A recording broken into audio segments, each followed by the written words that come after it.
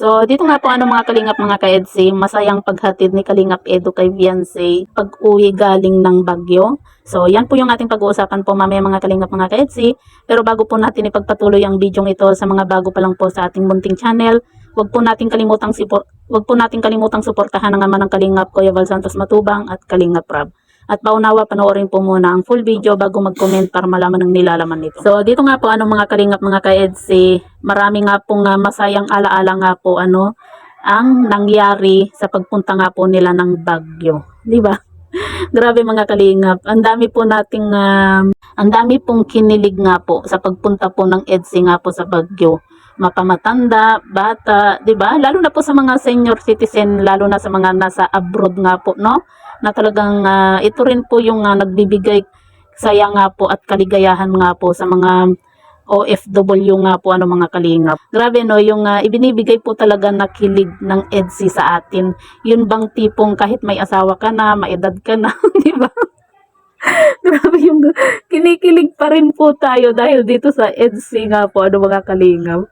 Pambihira yun yung kahit yung tipong may problema ka pero kapag nanood ka po ng EDSI, kumbaga kahit papaano nawawala po yung stress po natin, yung mga problema po natin, 'di ba? Kasi napapalitan po ng kilig at saya nga po Kaya talagang grabe mga kalingap. Mula po ng may EDSI, ilang oras lang lagi yung tulog ko araw-araw.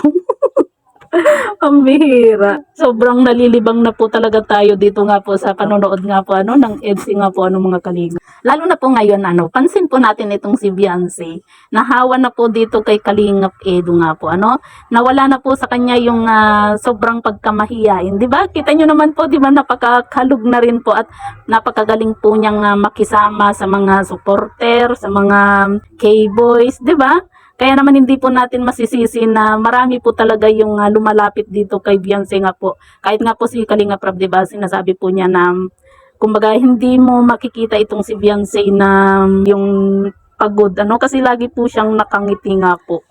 Diba? Kaya kita nyo naman po, diba, halos mga K-boys, laging kay Beyonce po talaga nakatutok yung camera.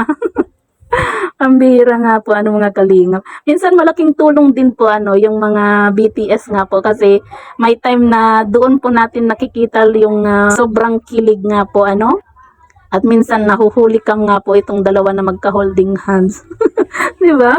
So, yan po mga kalingap mga ka-EDSI. Hinatid nga po ni Kalingap Edu itong si Beyonce at si Roseanne nga po Kumbaga sabi nga po nila na kahit pagod ka, hindi mo po yun maramdaman basta't kasama mo yung mahal mo, di ba?